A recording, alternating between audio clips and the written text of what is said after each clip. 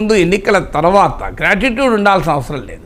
పోనీ కనీసం ఒక దానికి ఆ రకంగా ఎందుకు మాట్లాడాడు అనేది క్వశ్చన్. తర్వాత ఒకసారి సార్ బయట కూడా రెడీగా ఉంది ఒక మాస్ లీడర్ అయినా నాకు ఈయనతోటి నాకు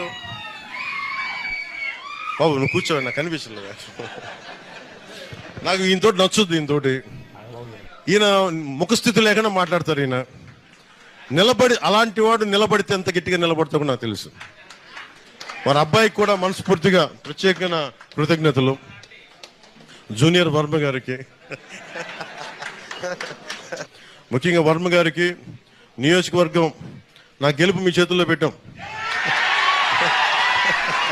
ఎన్నికలకు ముందు పవన్ కళ్యాణ్ ఆయన గెలుపుని వర్మ చేతుల్లో పెట్టారు సార్. ఎన్నికలు అయిపోయిన తర్వాత నాగబాబు రీసెంట్గా మాట్లాడిన మాట, పిఠాపురంలో పవన్ కళ్యాణ్ గారు అఖండ విజయం సాధించడానికి 2 ఫ్యాక్టర్స్, 2 ఇంపార్టెంట్ ఫ్యాక్టర్స్. ఒకటి మన ప్రెసిడెంట్ జనసేనాని పవన్ కళ్యాణ్ గారు అయితే, రెండో ఫ్యాక్టర్, నాట్ వ్యక్తి, ఫ్యాక్టర్ పిఠాపురం జన సైనికులు, పిఠాపురం పౌరులు, పిఠాపురం ఓటర్స్. వీళ్ళిద్దరూ లేకపోతే మేము ఎంత ఏమి చేసినా ఏం ఉపయోగం లేదు. సో మాలో ఎవరైనా ఇంకెవరైనా సరే పవన్ కళ్యాణ్ గారి విజయానికి నేనే దోహదపడ్డాను అని ఎవరన్నా అనుకుంటే అది వారి కర్మ. పవన్ కళ్యాణ్ జూనియర్ వర్మకు కూడా పాత్ర ఉంది అంటే నాగబాబు వర్మకే లేదు, ఆయన కర్మ అంటే ఎట్లా? సో అందుకే అంటే నా పవన్ కళ్యాణ్ మాటల్ని నాగబాబే ప్రశ్నించాడు. ఇది ఎక్కడ కూడా ఇప్పుడు అసలు పవన్ కళ్యాణ్ పిఠాపురం సభ నాగబాబు చెడగొట్టాడని అనే విమర్శలు కూడా వస్తున్నాయి.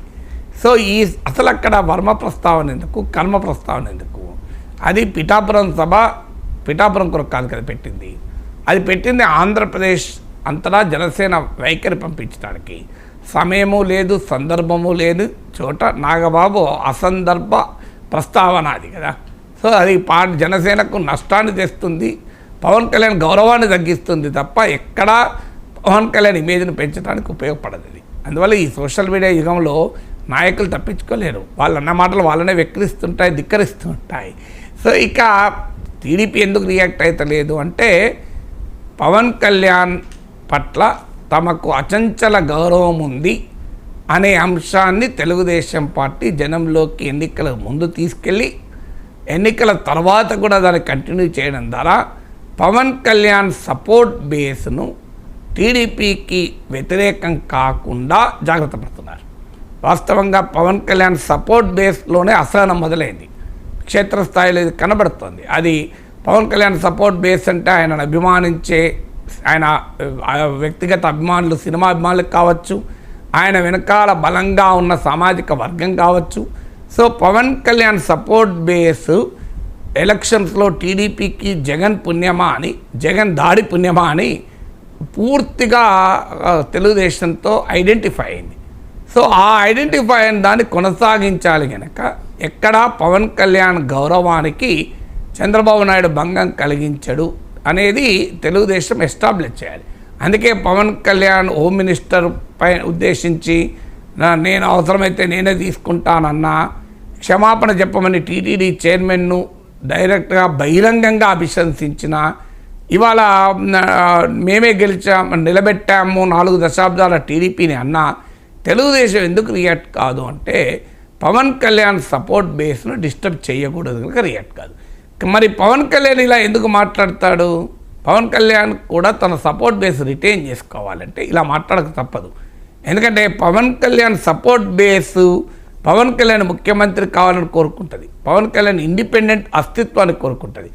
ఇప్పటి వరకు మీరు గమనించండి, ఇన్ని రోజులు అధికారంలోకి వచ్చారు, పవన్ కళ్యాణ్ వల్లనే చంద్రబాబు నాయుడు ప్రభుత్వం ఈ విధానమైన నిర్ణయం తీసుకుంది అని ఒక్కటి చూపెట్టండి.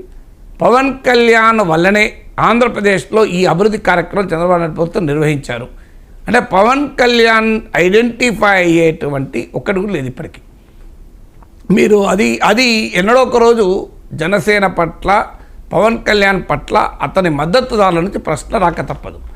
అందువల్ల ఈ పరిస్థితి ఉంది కనుక ఇప్పటివరకు ఉన్న సింబాలిజమే తప్ప సబ్స్టెన్స్గా ఇది పవన్ కళ్యాణ్ ఒత్తిడి వల్ల జరిగింది, ఇది పవన్ కళ్యాణ్ అడగడం వల్ల జరిగింది అనేది చెప్పుకోదగ్గ, ఏదైనా ఒకటి చిన్న ఉంటుండే చెప్పుకోదగ్గ అంశం లేదు. అందువల్ల ఆ అవకాశం టీడీపీ కూడా ఇవ్వలే పవన్ కళ్యాణ్కు. సింబాలిజంలో ఇస్తున్నారు, పవన్ కళ్యాణ్ పట్ల గౌరవం